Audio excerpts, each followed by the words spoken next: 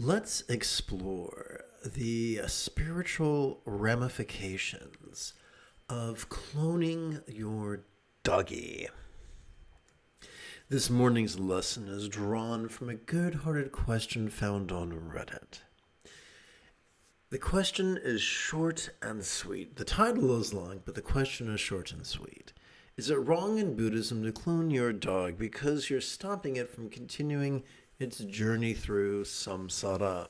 This is a deliciously multi-layered question, kind of like a good croissant. You know, it's got multi layers. If only you could find a croissant that is vegan, that's even better. But anyway, I must return to the point. So this question is rich in assumptions. It is not my intention to be a bully or to be mean. It is my intention to answer this person's question in a way that will create the maximum amount of spiritual benefit for them. That is my intention. I hope that does not make me overly narcissistic or self-important in my goals. If it does, I'm sure people will bring that to my attention. So let us begin with broad brush strokes. Buddhist teachings versus personal opinion. So I'm going to start off just by saying something radical. In the words of Jamie Foxx, I'm going to rock your world.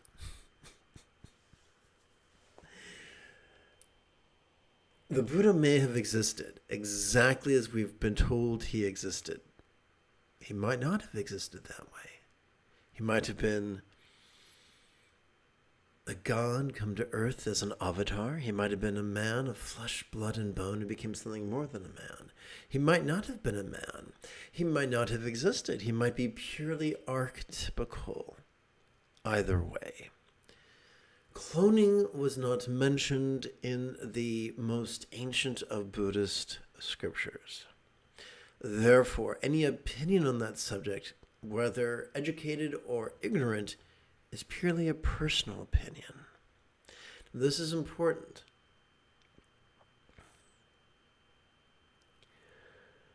Humans are not the strongest of arm nor the fleetest of foot. We have not the sharpest of fang nor the longest of claw. Mine are remarkably short. But we are armed with the ability to cognate and cooperate. We can think and we can get along together. In fact, not only do we have a dopamine-oriented reward system to drive us to seek pleasure and avoid pain, but we have an additional oxytocin-oriented reward system to reward us with feelings of fulfillment by cooperating with others. So it should not come as a great surprise that we seek acceptance from different groups. And we have been conditioned from childhood on up to relinquish our personal power and believe what we're told to believe and do what we're told to do in the hopes of being accepted. For the majority of human history, to be forsaken by a group is to reduce the probability of our survival. So it should not surprise us that we have people-pleasing tendencies baked into the cake, metaphorically speaking. But it is a really, really scary thing to do, is that to say that the opinion of a bunch of people don't matter much. 100 years before the advent of the Buddha, old Lao Tzu either compiled or composed the 81 poems of the Tao Te Ching. A careful and prolonged study of that book reveals that the task of the reader is not to reconcile yin and yang, but to recognize them and always choose yin. The Buddhist version of that is found in the Theravadan school, where the attributes of the Buddha's wicked cousin Devadatta are contrasted with the Buddha or Gautama. Where Devadatta was seen to be rigid, fearful, controlling, elitist, cryptic, competitive, and cruel, the Buddha was found to be flexible, loving, laid back, egalitarian, lucid, cooperative, and kind.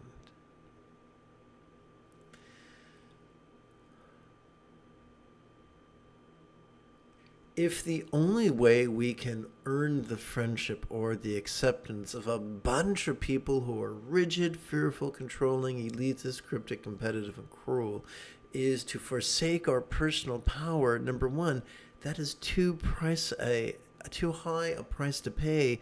And number two, do we really want the friendship of those people?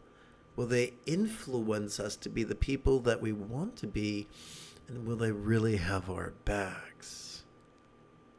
Let's move on.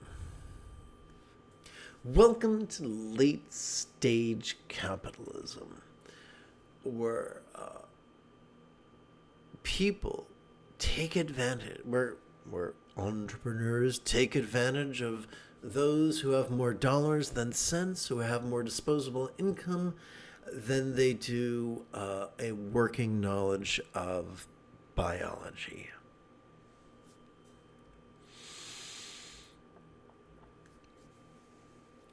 Let's talk about ethics. From a certain point of view, enlightenment is nothing mystical or magical. It is simply the mastery of the Buddha's Eightfold Path. As a child, I found the tying of my shoes to be daunting, but with great effort and time, eventually I got so good at tying my shoes that by the time I entered the first grade, I could tie my shoes spontaneously, habitually, easily, and effectively. That is mastery. Likewise, we can master the Buddha's Eightfold Path, 50% of which pertains to loving kindness. There was a time where there were not hundreds of vows. There was just the Eightfold Path and the choice to be kind, the choice to be loving. Some people have the good fortune to live with a dog. Some people view themselves as the dog's owner, and the dog is their property who lives to bring them pleasure, safety, and satisfaction.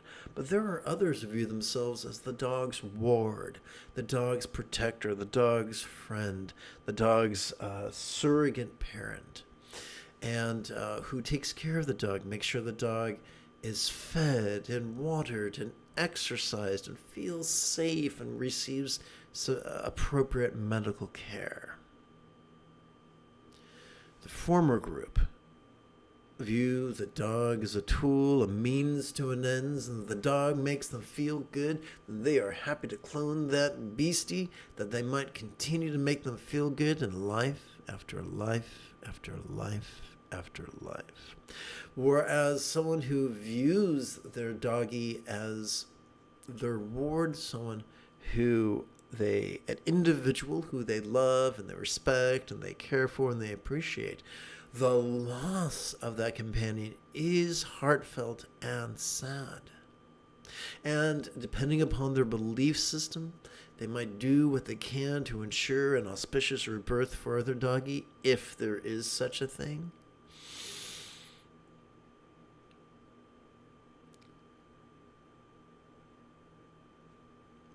So the question is, who are we? Are we the dog's owner? Or is the dog our possession? Or is the dog our ward? That has a huge effect on what we do with the dog's genetic material. Let's explore cloning mechanics. My understanding is that when it comes to twin studies, maternal twins is where it's at. For a maternal twin is actually one zygote that splits in half. It becomes two zygotes and becomes twins. Genetically, they are identical at that point.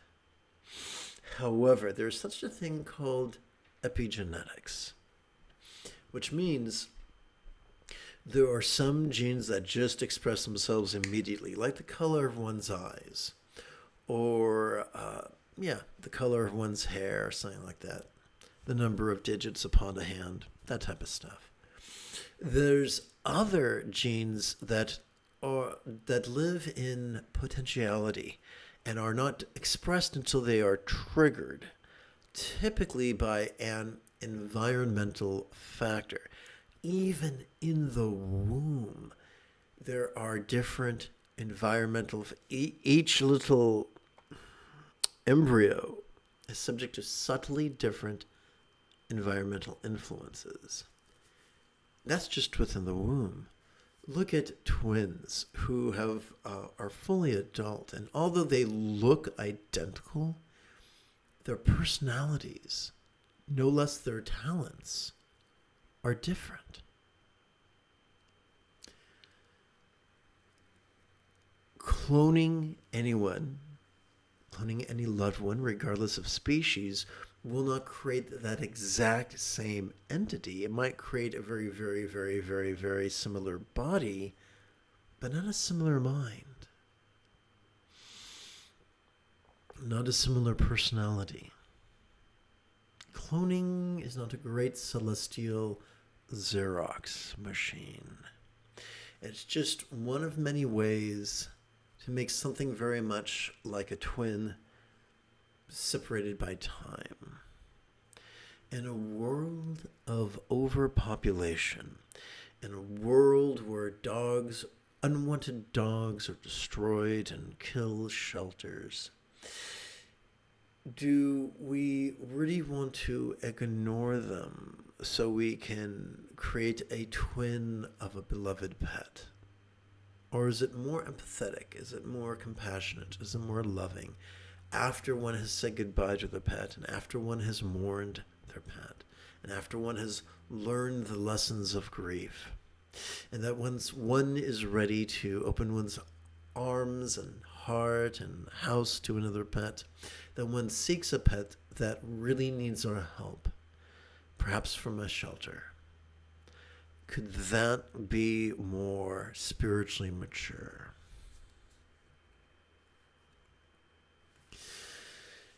There is a myth. So Buddhism, like everything else, does not exist in a vacuum. There are many, many, many outside influences affecting the evolution of Buddhism. For instance, hair. Buddha had a top knot. In the type of Hinduism found in India during the time of Buddhism, there were two major sects, many, many, many minor sects, but we consider the two umbrella sects were the Vaishnava and the Shivites. Shivites had long hair and a top knot. Vaishnavas shaved their heads and had a little teeny tiny ponytail,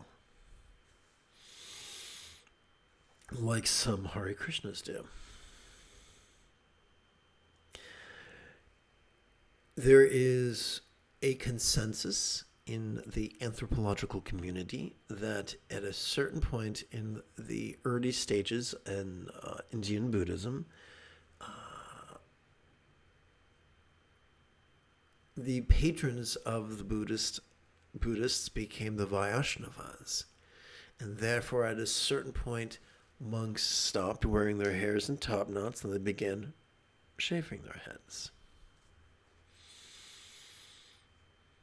That is not the only influence that Hinduism has had on Buddhism. The Buddha did not emphasize karma. When he talked about the 5 aggregates, he said body can affect our sense of feeling can affect our sense of appraisal can affect which impulses we experience, our impulse can affect our awareness, our perceptions of the world around us. But that's not the spooky karma that we're told of. Karma's gonna get you if you don't watch out. So that type of spooky karma is antithetical to the Buddha's teachings. Buddha did not teach, do the right thing so that you don't roast your gonads in hell. He said, do the right thing because we are men and women of love and empathy. And that is the key to fulfillment, is being defined by love and kindness. So another myth that has migrated its way into Buddhism, or infected Buddhism if you wish to be dramatic, is this. Or if you wish to run with the biological theme, is this. That life, we take rebirth and rebirth and rebirth and rebirth, and eventually we learn the lessons we need to learn, and eventually we become a Buddha. Which is one of many things the Buddha did not teach. But it said, listen, dude, you can do this deal in less than 7 years. You can do this in less than 7 quarters or months or fortnights or weeks or even 7 days. You can do this without forsaking home or family or job or pets. This is a doable deal. So the Buddha did not say this has to be a multi-lifetime deal. He said you can do this in a week. Easy peasy lemon squeezy.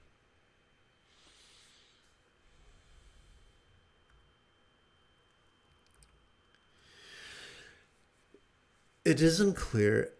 So the Buddha did not teach dogma.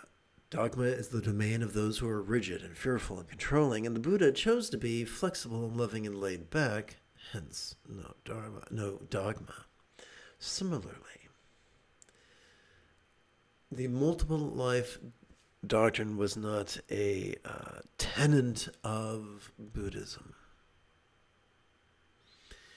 Buddhism neither believes nor disbelieves in multiple lives.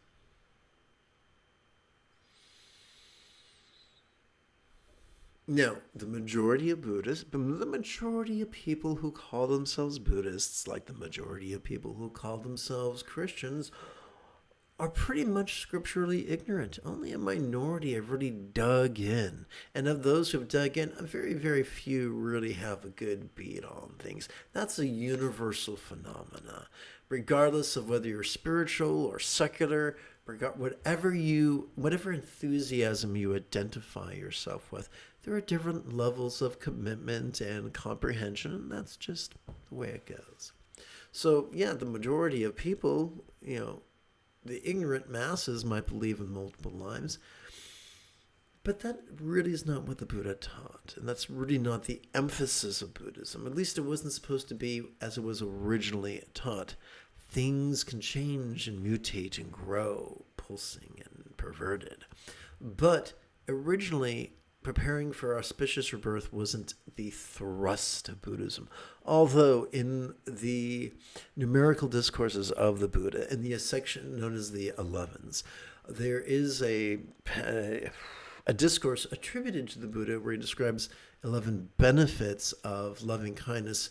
And one of those benefits is that if one fails to master the path in this life, because if one trains in loving kindness, one is assured of an auspicious rebirth in the next life. Was this Buddha speaking literally or figuratively? Was this literally the words of the Buddha, or was this just slipped in? We don't know. But we do know 50% of the Eightfold Path pertains to loving kindness, so it's never a bad idea to practice loving kindness. So, as I mentioned, the path of Devadatta is to be rigid and fearful and controlling. And in that way, we might say, I love thus and such. Thus and such has just died. What can I do to influence their next rebirth? Can you not see the rigidity and controlling tendencies and fear involved in that quest? So, once again, this is not a healthy path to work on. We can be loving and kind without being controlling. So let's look at some unpopular teachings. How about passive manifesting. As we sit in meditation, we are wired to experience all sorts of things. Sights, sounds, sensations, flavors, scents, and the like. Emotions, intentions, thoughts, memories, and imaginings. So it is an inevitability that thoughts of the next rebirth, if there is such a thing, of a late departed loved one will at some point cartwheel across the metaphoric stage of our mind, of our heart, especially if we are in the throes of grief. We don't have to force it. It's going to happen automatically. When you notice the auspicious rebirth you would love them to have during the in-breath, during the next ex-breath, during the next out-breath, you can relax. And you've manifested that gently, effortlessly, sustainably. If you're sitting in meditation and you have a fearful imagining of an inauspicious rebirth that you don't want them to experience, then during the next exhalation, you relax and release. This is, what is referred to as the seventh enlightenment factor of equanimity, where we have the same response to whatever we notice. Whether it's pleasurable or painful, whether it's desirous or dreadful, we notice it and release it in harmony with our inhalation and exhalation. Now, if you might say, well, that doesn't make me feel like I'm the all-being master of time and dimension. Well, that's because you're not. Nor is the Buddha. The Buddha wasn't a god. He didn't claim to be a god, and he sure as hell wasn't here to teach us how to be gods.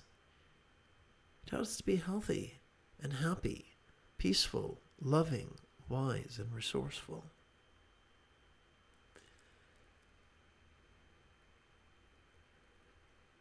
Anybody who tries to teach you how to be controlling is not your friend.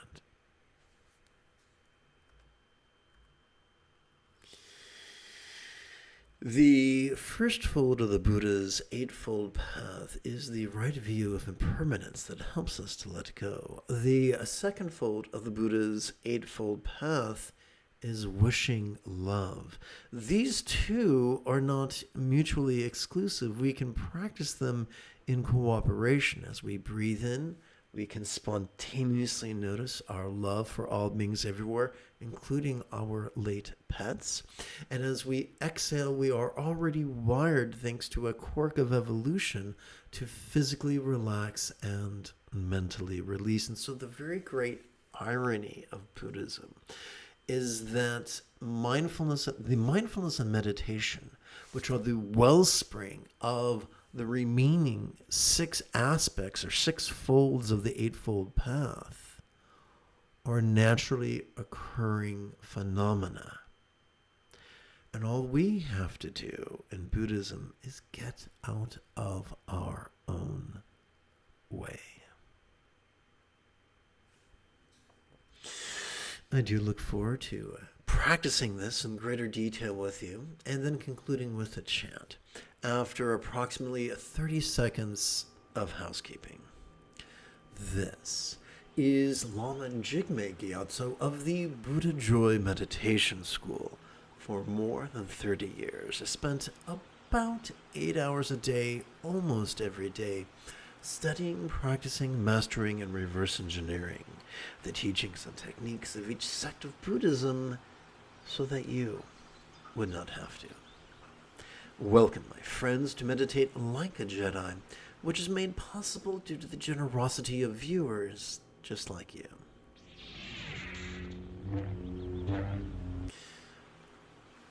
Welcome to the latest iteration of Easy Meditation, Doggy and Kitty approved.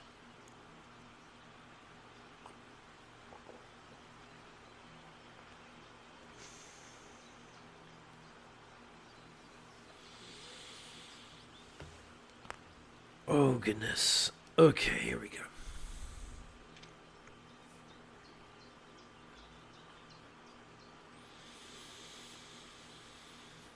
Let's start with a bit of controversy. Whether we call it Sati, Pasadi, Dhyana, Mahamudra, Chan, Protozen, whether we call it Mahasandi, Ati Yoga, Dzogchen, or Trekcho, it's just mindfulness and meditation. It rose by other name, it rose by any other name, and all that stuff.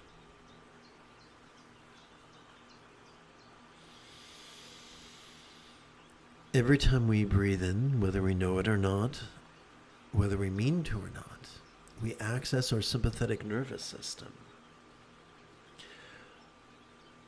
No, it is not found in the 3-pound supercomputer between our ears, but instead it is ensconced within the thoracic or ribcage region of our spinal cord. No, the sympathetic nervous system has not evolved to support either extreme of mind blanking or active concentration, but instead has evolved to help us perceive, and to do so vulnerably, passively, viscerally, and randomly. Vulnerability is the key that unlocks the door to mindfulness, and we are never quite as vulnerable as when we are naked, or to paraphrase Eddie Murphy, buck naked on a zebra. Perhaps that is why this Samantabhadra and Samantabhadri are depicted as naked. During our inhalation, let us kick back and watch the antics of mind, as it perceives, emotes, intends, reasons, recalls, and imagines.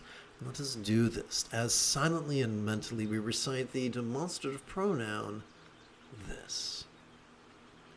During our exhalation, let us relax into mind's non-graspable nature as silently and mentally we recite the one-syllable verb ease.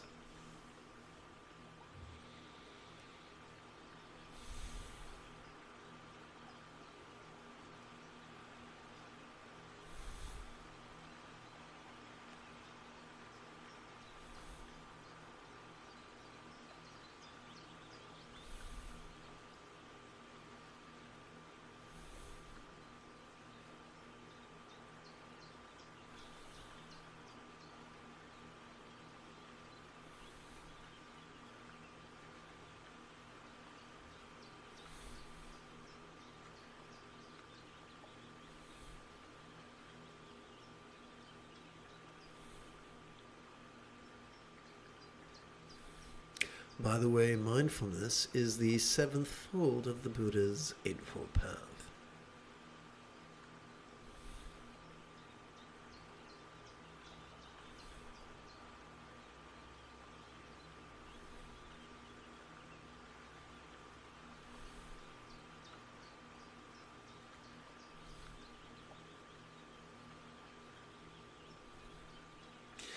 The 8th fold of the Buddha's Eightfold Path is meditation. Yes, during each inhalation we can notice all manner of things. The external, we can notice sights, sounds, sensations, flavors, scents, and the like. We can notice emotions, intentions, thoughts, memories, and imaginings. But what are we to do with all the stuff that we notice? Enter the parasympathetic nervous system, ensconced within both the lower lumbar region of our spinal cord as well as the tippy top of the cervical region. This parasympathetic nervous system has evolved to support both physical relaxation as well as mental release. So much so that as we relax into our exhalation, whatever we noticed during our previous inhalation could feel less controlling, could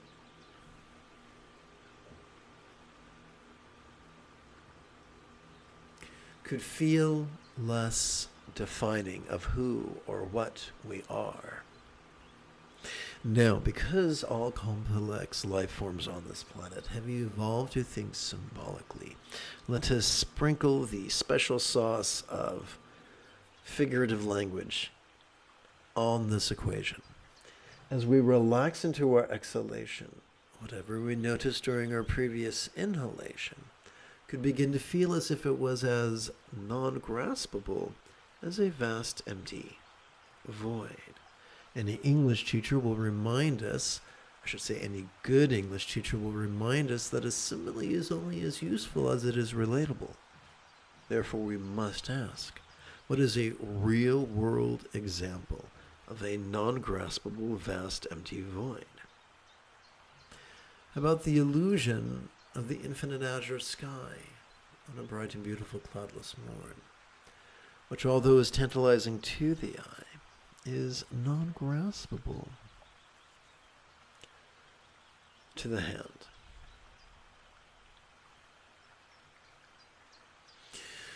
Perhaps that is why Kuntu Zangpo and Kuntu Zangmo are depicted as translucent and as non-graspable as a rainbow in the sky. A fringe benefit of inhaling is that our body acts as if it wishes to generate a vertical traction between our tush and our head. Over the span of the next 16 or so rounds, during our inhalation, we can silently and mentally recite the adjective tall to remind us of this. Personally, when performing Bengali crease counting, I like to advance my left thumb during each inhalation.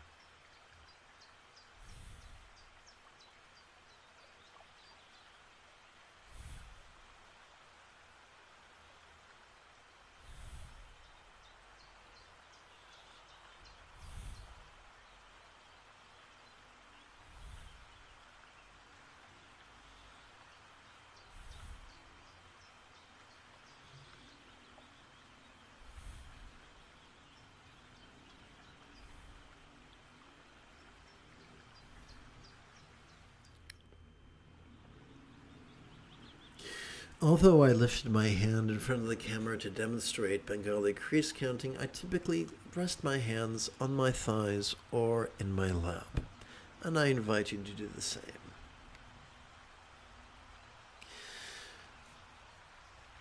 As I mentioned during the opening bit, 50% of the Buddha's Eightfold Path pertains to loving kindness. But how does that relate to mindfulness and meditation? When we make the mistake of relying upon our medial prefrontal cortex to actively concentrate, and when we make the mistake of relying upon our dorso lateral prefrontal cortex to actively contemplate, our blood mass, according to functional magnetic resonance imaging studies, our blood mass shifts to our amygdala, located at the bottom of our limbic system. It functions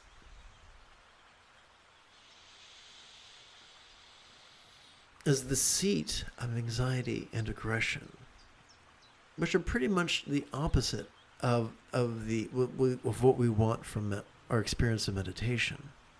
Therefore, if people are teaching you to actively analyze and actively concentrate, these people are not helping you. They probably aren't malicious, but they're still not helping you. Here's the good news.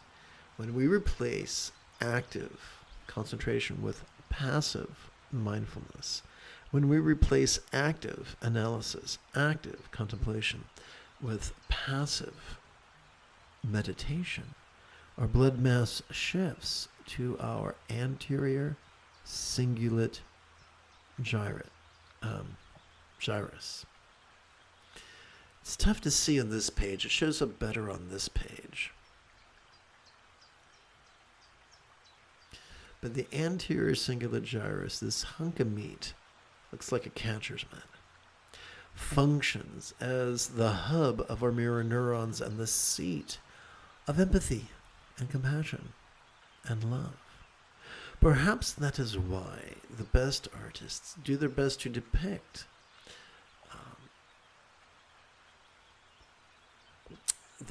the members of this tantric archetype, this meditational archetype, as beautiful.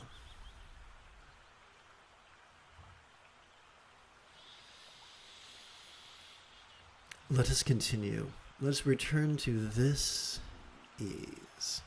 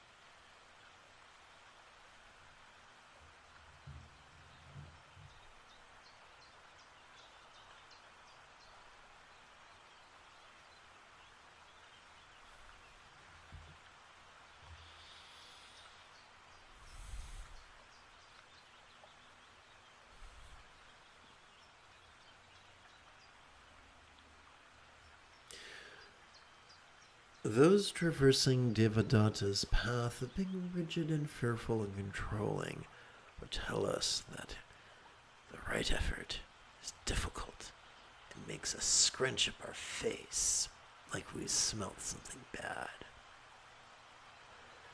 However, from the perspective of the Buddha's path of being flexible and loving and laid back, we describe an effortless effort. Allow me to illustrate. When we gaze upon this gal, the color of a fluffy cumulus cloud, she appears to be actively sporting in tantric union, reminding us that contrivance is always trumped by spontaneity. When we gaze upon our partner, the color of the azure sky, who appears to be passively savoring the same tantric union, we learn that there are many flavors of spontaneity, and that the scattered spontaneity we might experience after consuming our third espresso in 30 minutes will always be trumped by the centered spontaneity that is the fringe benefit of training in mindfulness and meditation. And in fact, the more our choices, utterances, and deeds flow from the effortless effort of love's centered spontaneity, the more blissful and paradise-like our lives can seem.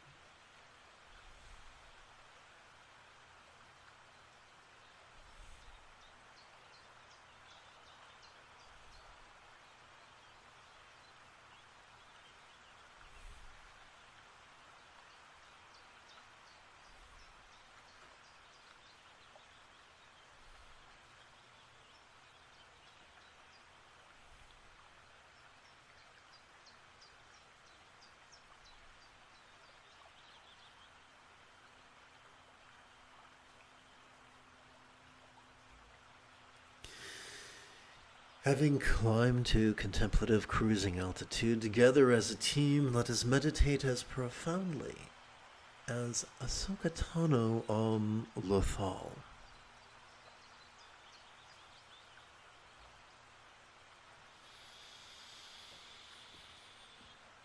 The first fold of the Buddha's Eightfold Path is the right view of impermanence.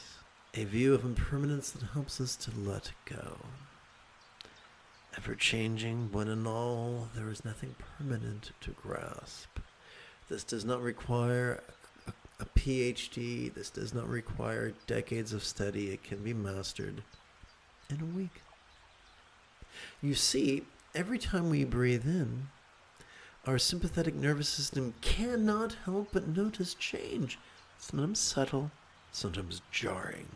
Changes in what we see and hear and feel and smell and taste, or taste and smell, and the like.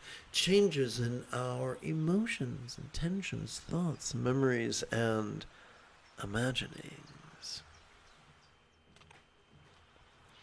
Changes that can be external or internal, physical or mental, pleasurable or painful, interesting or boring, glorious or grotesque.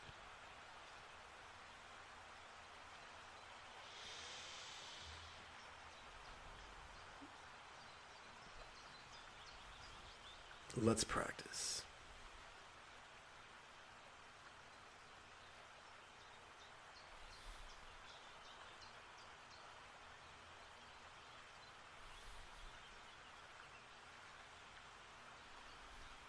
Some changes will make you cry hot tears of joy. Others will make you sob with the utmost of grief.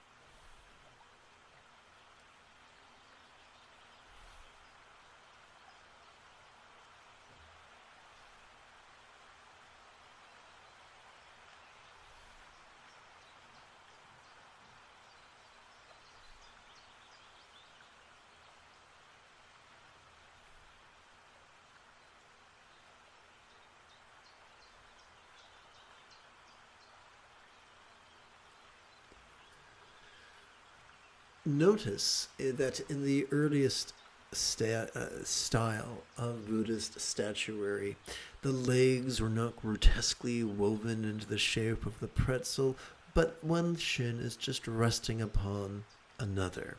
Notice how that just as the forearms can twist, so can the ankles, allowing the instep or the top of the foot to rest upon a folded yoga blanket or upon a calf, thus reducing the strain of putting of touching the crown of an ankle to a hard surface. Anybody who has survived ballet class will tell you that the knees are just hinge joints and that we turn out from the hips, which are ball joints. When this need not be forced, sit in meditation 5 minutes every 12 hours, and within a week or two, you'll assume this position effortlessly, automatically, painlessly. Notice the hands are stacked and the thumbs are not touched. This is a very natural position that helps to coalesce our real or imagined subtle energies into our central channel.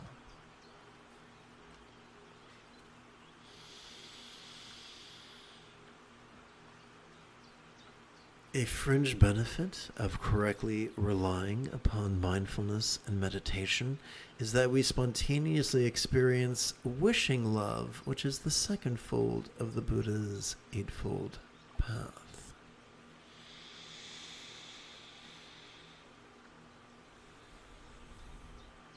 This is wishing love, according to the great Tibetan saint Karma Chakme Rinpoche, is the fulfillment of the Bodhisattva vows, and it occurs naturally, effortlessly, spontaneously.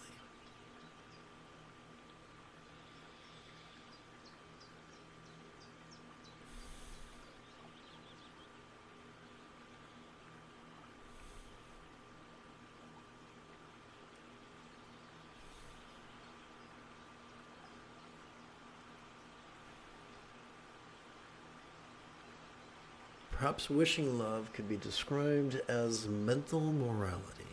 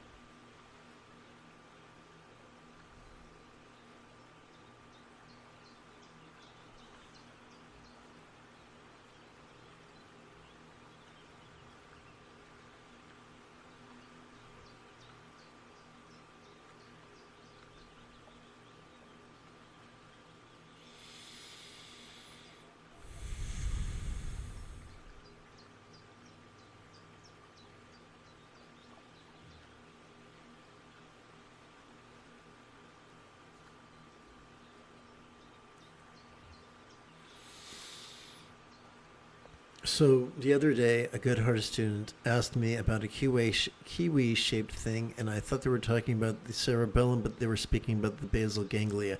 Ironically, they have very similar functions.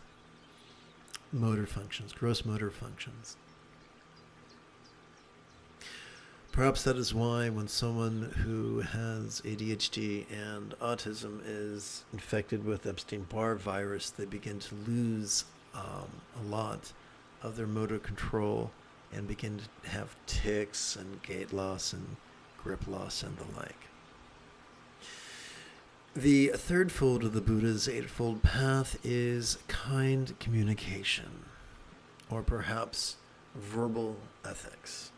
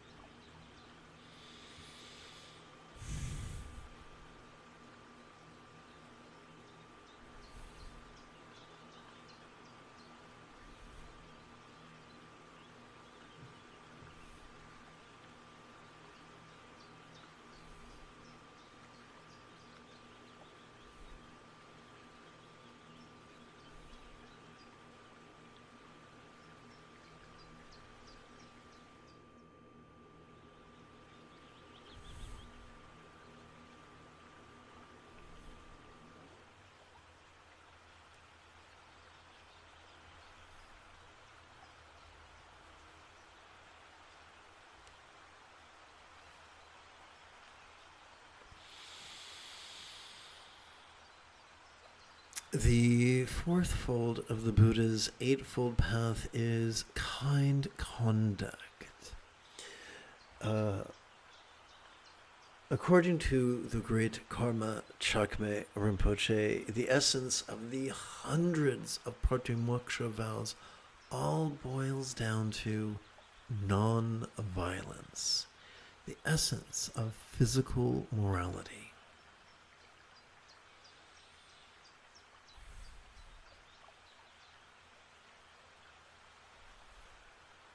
Remember, kind wishes, kind communication, kind behavior is something that flows from the effortless effort of love's centered spontaneity generated by mindfulness and meditation.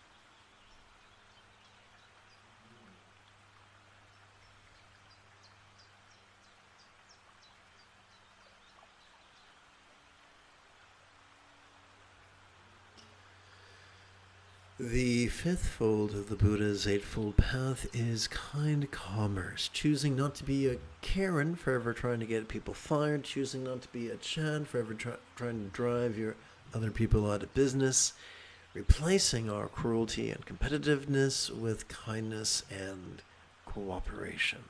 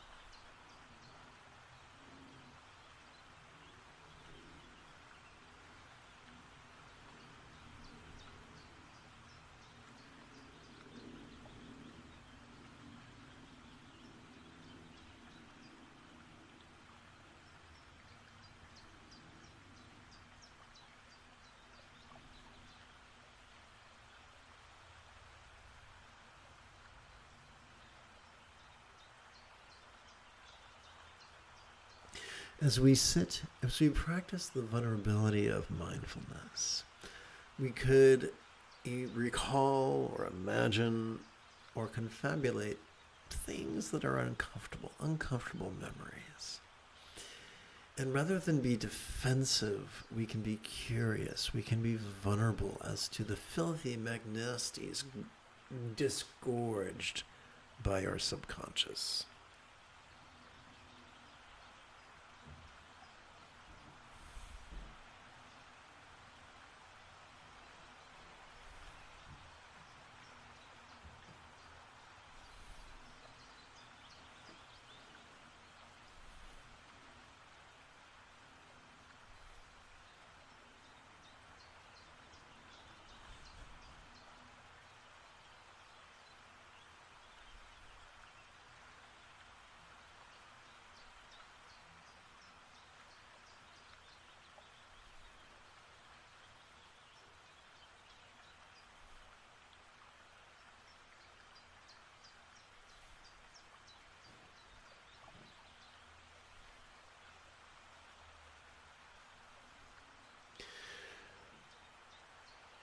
Those Fadivelitism would tell you you cannot become a Buddha until you've mastered the 8 jhanas. But remember, the Buddha said you can do it in a week. And we're all wired to experience the 8 jhanas every time we fall asleep at night, and we experience them in reverse order every morning when we get up. Ain't no big deal. Don't let the elitists turn you around and make you anxious.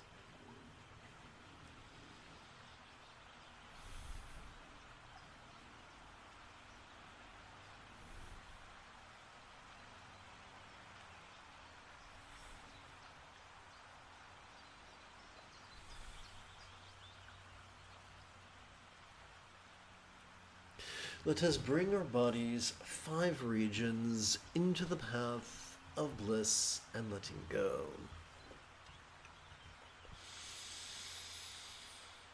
Every time as we relax into our exhalation, whatever lower abdomen we might have noticed during our inhalation could begin to feel as if it was as non-graspable, as real or imagined Almoghasiddhi Buddha comprised only of light.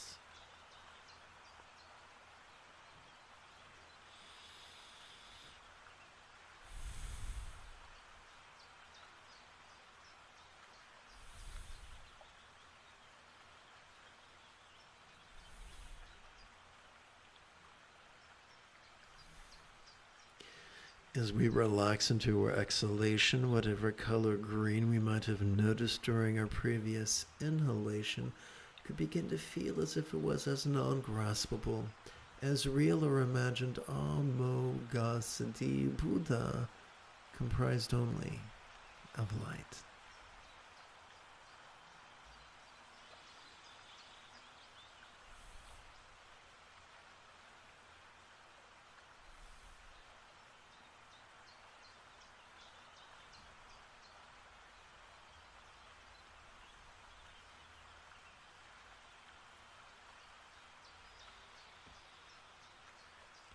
As we relax into our exhalation, the bija or seed syllable could feel as if it was as non-graspable, as real or imagined Almoghasiddhi Buddha comprised only of light.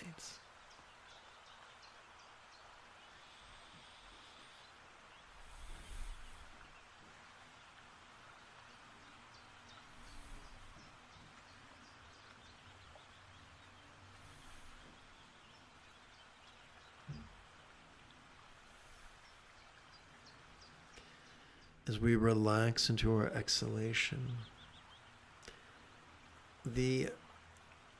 whatever dynamism we might have experienced during our previous exhalation could feel as non-graspable as our wind element.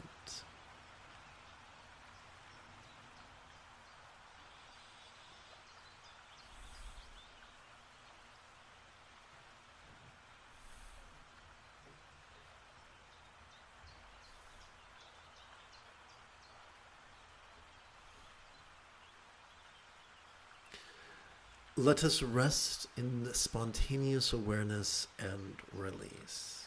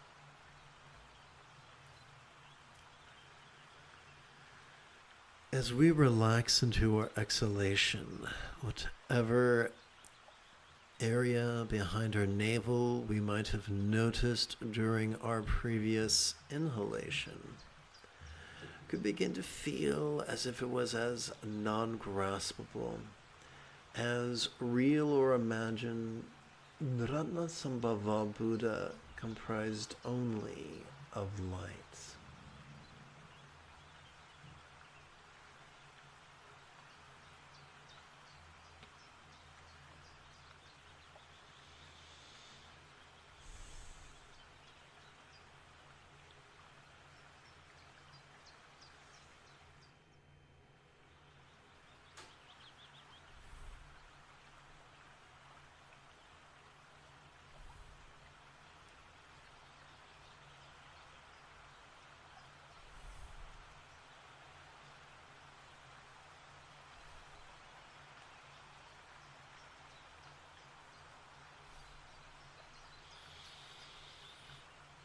As we relax into our exhalation, whatever color gold we might have noticed during our previous inhalation can feel as if it was as non-graspable, as real or imagined Ratnasambhava Buddha comprised only of light.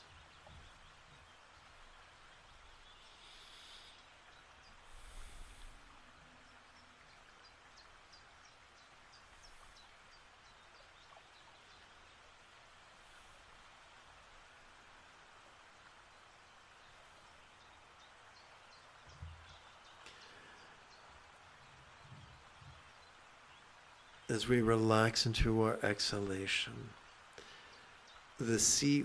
whatever the seed syllable tram could begin to feel as if it was as non-graspable, as Ratnasambhava comprised only of gold-colored light.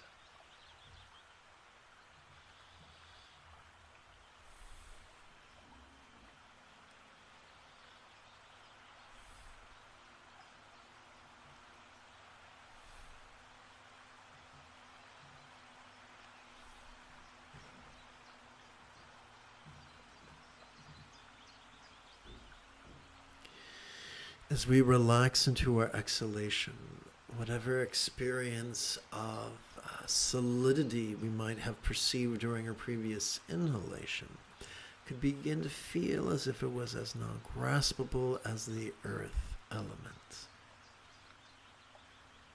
Or better yet, whatever solidity we might have experienced during a previous inhalation could begin to feel as if it was as non-graspable as real or imagined Ratnasambhava Buddha comprised only of gold-colored light.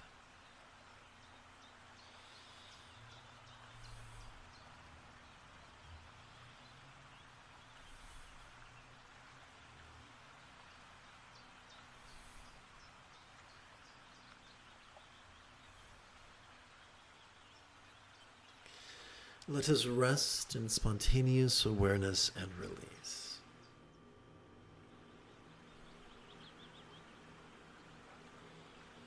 During our inhalation, let us silently and mentally recite the demonstrative pronoun this.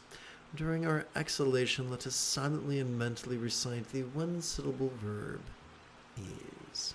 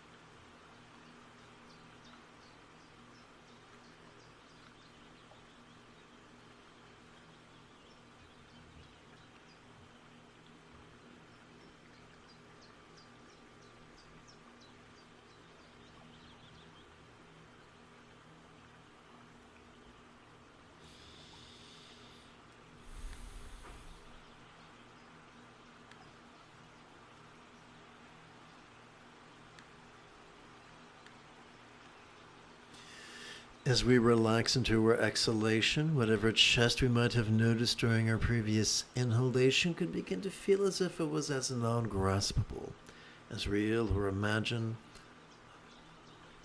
Ak, Sho, Bya, Buddha, comprised only of blue light. As we inhale, we can silently and mentally recite the word chest, and as we exhale, we can silently and mentally recite the verb ease.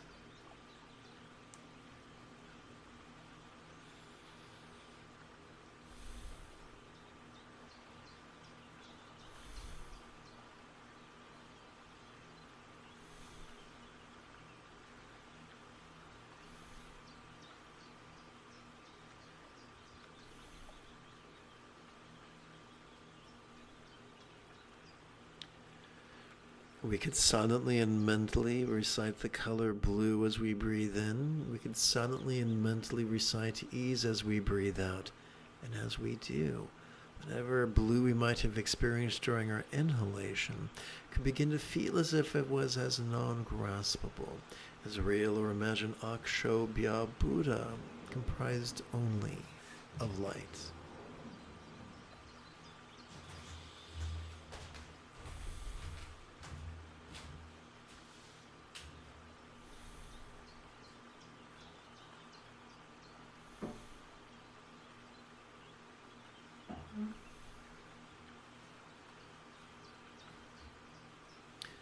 During our inhalation, we could invoke the experience of a water element.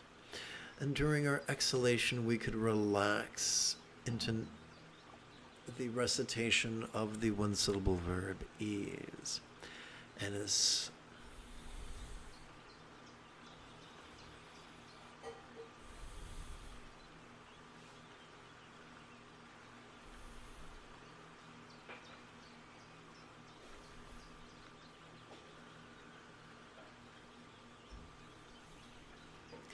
with our inhalations, silent recitation of whom, we can invoke all the above.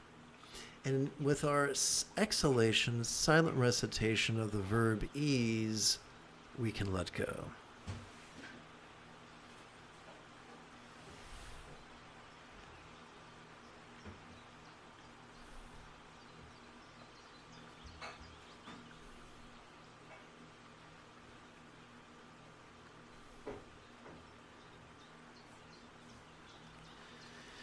As we inhale, we can watch the antics of mind, while silently and mentally we recite the demonstrative pronoun this.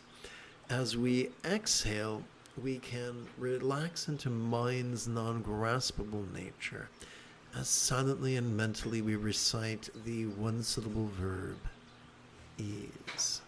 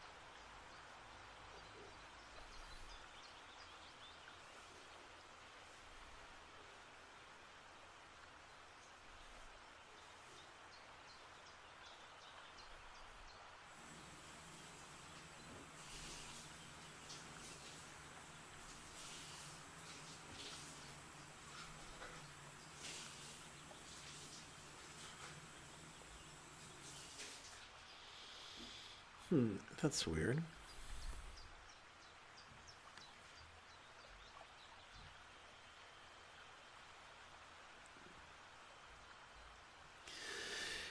As we relax into our exhalation, whatever throat we might have noticed during our previous inhalation could begin to feel as if it was as non-graspable, as real or imagined Amitabha Buddha, comprised only of ruby-colored light.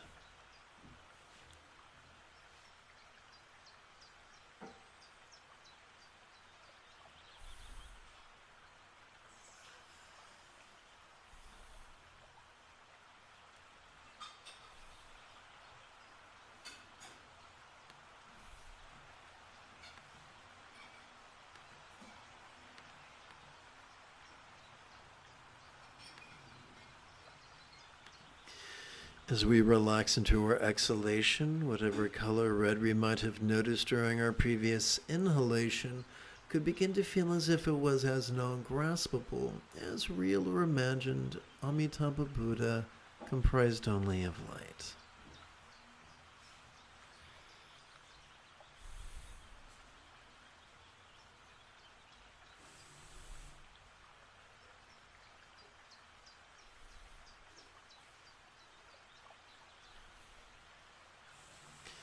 As we relax into our exhalation, whatever fire element we might have noticed during our previous inhalation could begin to feel as if it was as non-graspable, as real or imagined Amitabha Buddha, comprised only of ruby-colored light.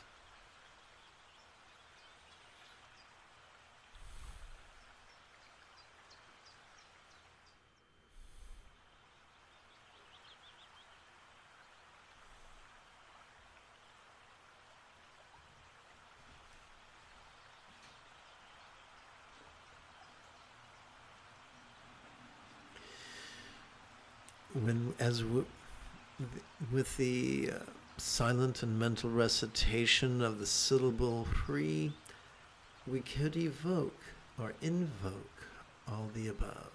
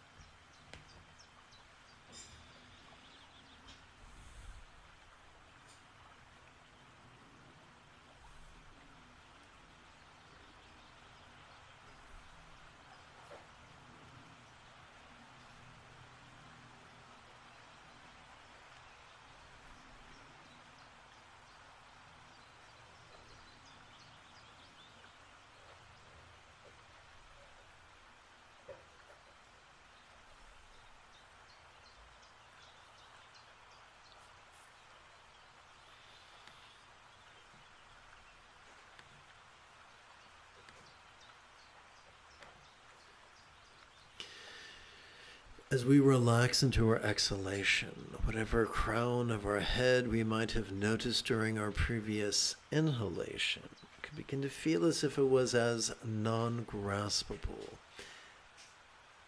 as real or imagined Avarochana Buddha, comprised only of diamond-colored light.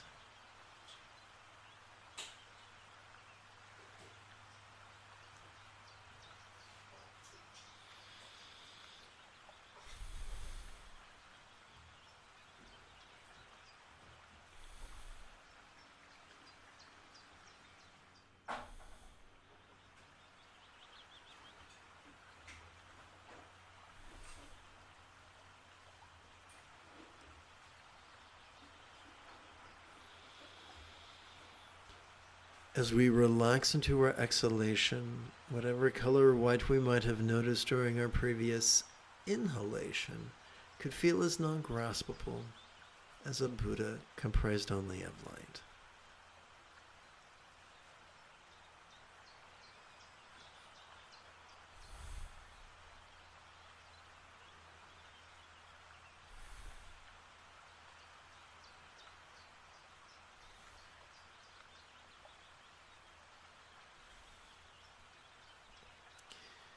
As we relax into our exhalation, whatever space element we might have noticed during our previous inhalation could begin to feel as if it was as non-graspable, as real or imagined Vairochana, comprised only of light.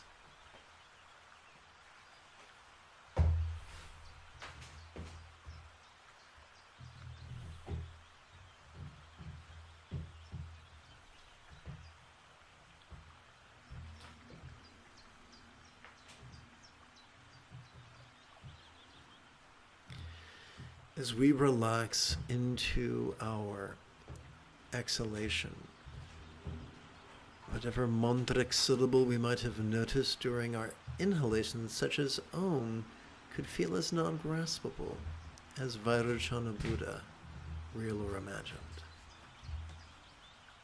comprised only of diamond-colored light.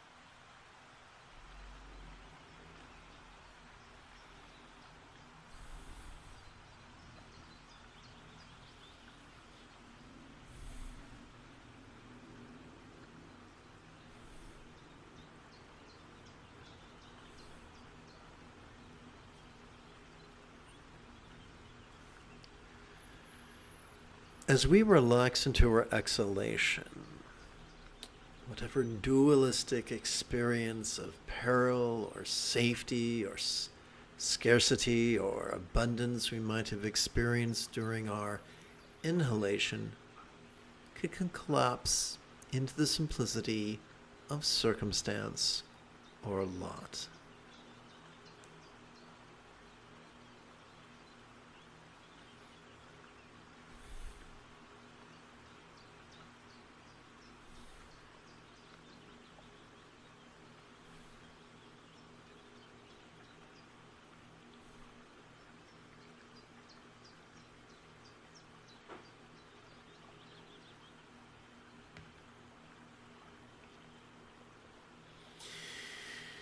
As we were, let me try an experiment real quick. Please bear with me.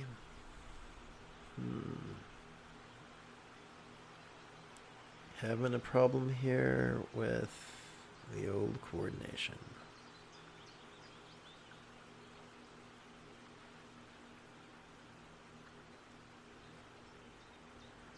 That's so weird. Oh well, let's continue. As we relax into our exhalation, whatever experience of shame, or whatever duality of shame or fame we might have noticed during our inhalation could coalesce into the simplicity of mind.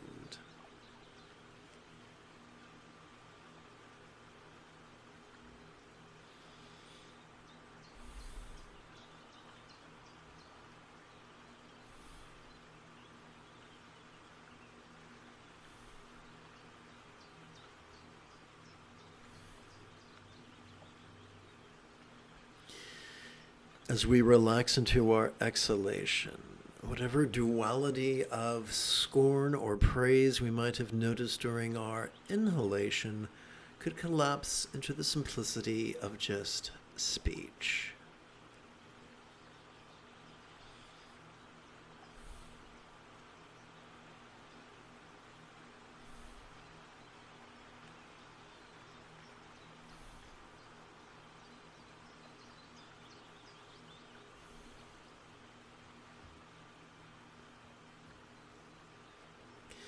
As we relax into our exhalation, whatever duality of pleasure or pain we might have noticed during our inhalation could collapse into the simplicity of body or form.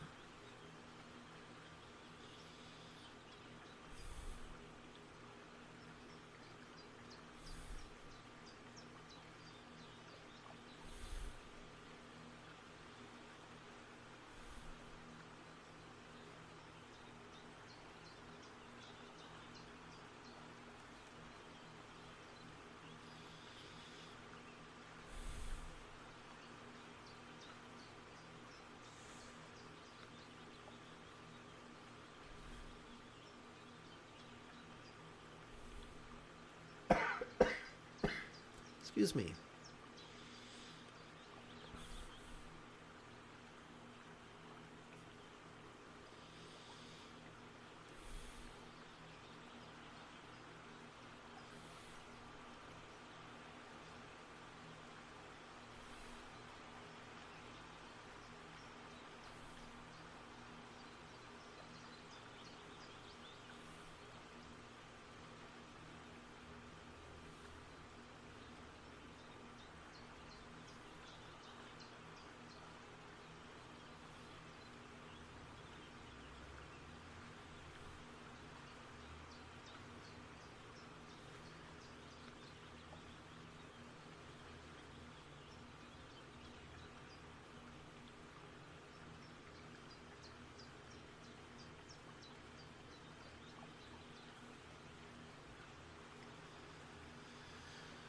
Let us bring the five aggregates into the path of awareness and letting go. Let me see if I can do something better over here. Does this work better? Nope. Let's try this. Okay.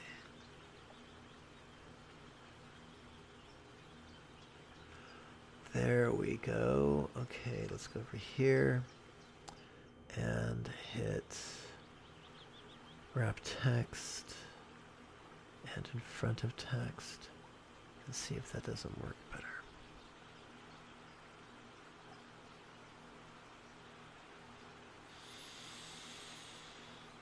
As we relax into our exhalation, whatever body we might have noticed during our previous inhalation could begin to feel as if it was, could begin to feel less defining.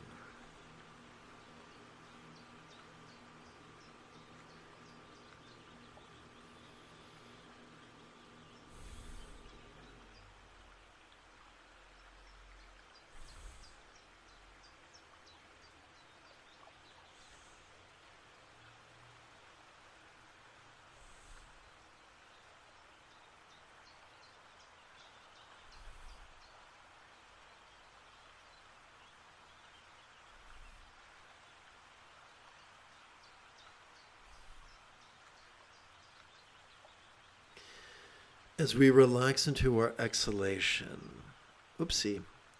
as we relax into our exhalation, whatever pleasure or pain we might sense during our previous inhalation could begin to feel less defining.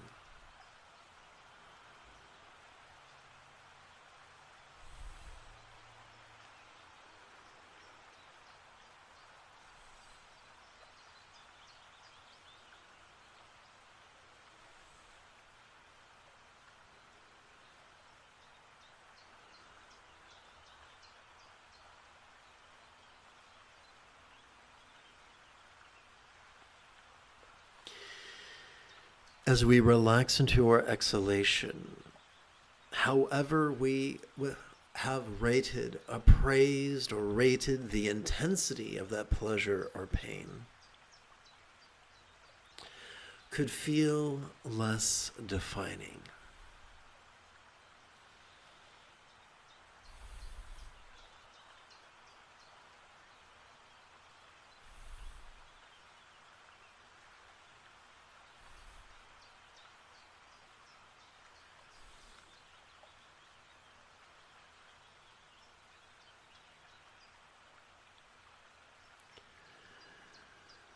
As we relax into our exhalation, whatever survival drives or impulses we might experience in response to our appraisal of our pleasure or pain could feel less defining.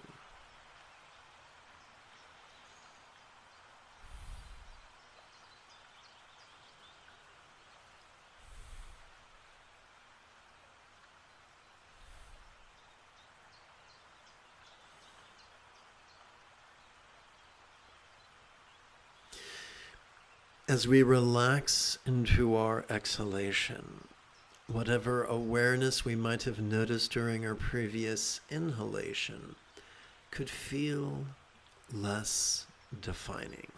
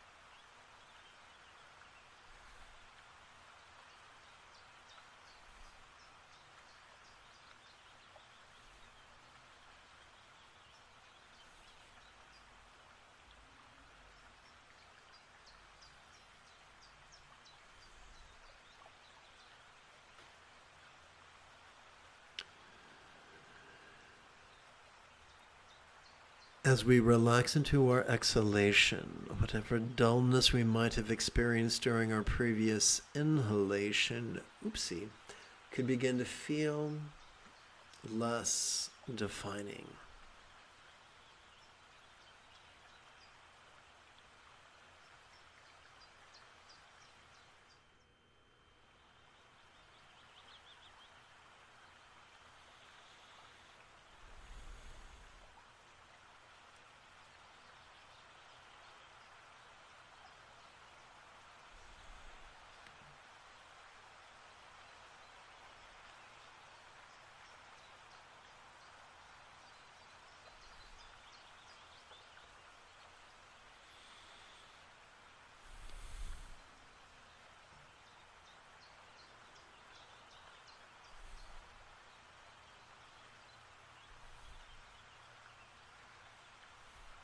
As we relax into our exhalation, whatever jealousy or vying or competitiveness we might have noticed during our previous inhalation could feel less defining.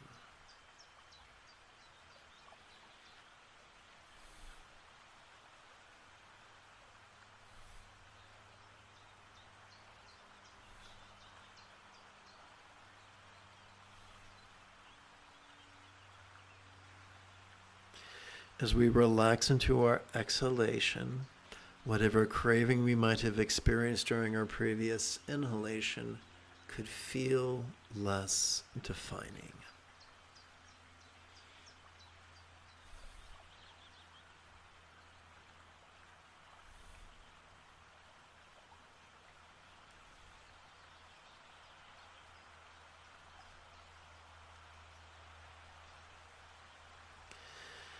As we relax into our exhalation, whatever pride or selfishness we might have experienced during our previous inhalation could feel less defining.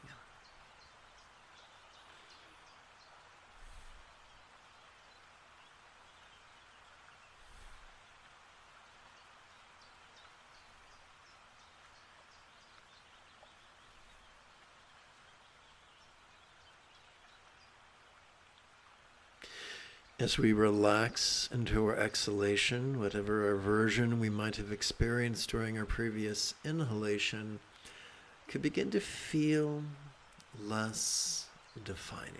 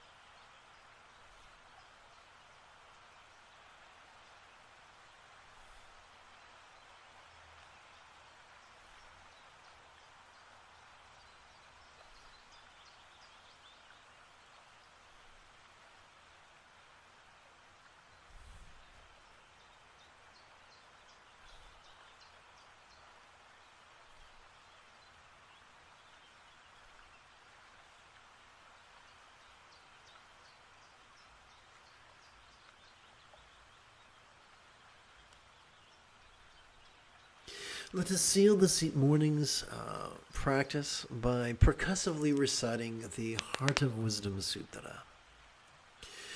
Oopsie, let's make this easier on the eyeballs. It is an Avalokiteshvara, an archetype of compassion and letting go, while moving in the deep peace of the perfect understanding of awareness and release. Shed light on the five aggregates and found them to be equally non-graspable as a vast empty void. After this realization, he made peace with all pain. Listen, Shariputra, form is emptiness, emptiness is form, form does not differ from emptiness, emptiness does not differ from form. The same is true with healing, appraisal, impulse, and awareness. Listen, Shariputra, all phenomena are marked with emptiness. There is no production nor destruction that once perceived cannot be released. There is no corruption nor purification that once perceived cannot be released. No increasing nor decreasing that once perceived cannot be released. Therefore in emptiness there is no form, no feeling, no appraisal, no impulse, and no awareness that once perceived cannot be released. No sensation, no flavor, no scent, no sound, no sight, no phenomena that once perceived cannot be released. No body, no tongue, no nose, no ears, no eyes, no mind that once perceived cannot be released. No feeling, no tasting, no smelling, no hearing, no seeing, no noticing that once perceived cannot be released.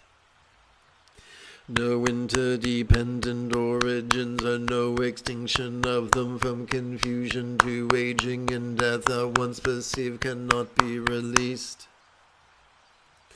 No stress, no confusion, no liberation, no path, no understanding, and no attainment that once perceived cannot be released. Because there is no attainment that once perceived cannot be released, the Bodhisattva archetypes of awareness and letting go supported by the perfection of understanding find no obstacles for the minds that once perceived cannot be released. Having no obstacles that once perceived cannot be released, they transcend the tyranny of fear, liberating themselves forever from the tyranny of illusion and realizing perfect nirvana. All Buddhas of the past, present, and future, thanks to this perfect understanding of noticing and releasing, arrive at full right and universal enlightenment. Therefore one should know that this perfect understanding of noticing and releasing is like a great mantra, is like an unequaled mantra. The destroyer of the tyranny of all suffering, the incorruptible truth. A mantra of Prajnaparamita's perfect wisdom of awareness and release could therefore be proclaimed. This is the mantra Gate Gate Para Samgate Bodhi Swaha.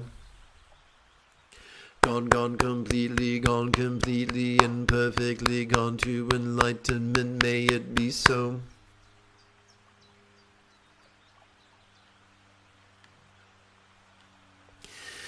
If you feel that I have earned it, you could give this live stream a thumbs up. You could even help support this channel. In approximately 10 hours or so, we could, I would very much like to return to lead, tonight's evening meditation class and group practice. And if you are as geeky as me, may the Force be with you always.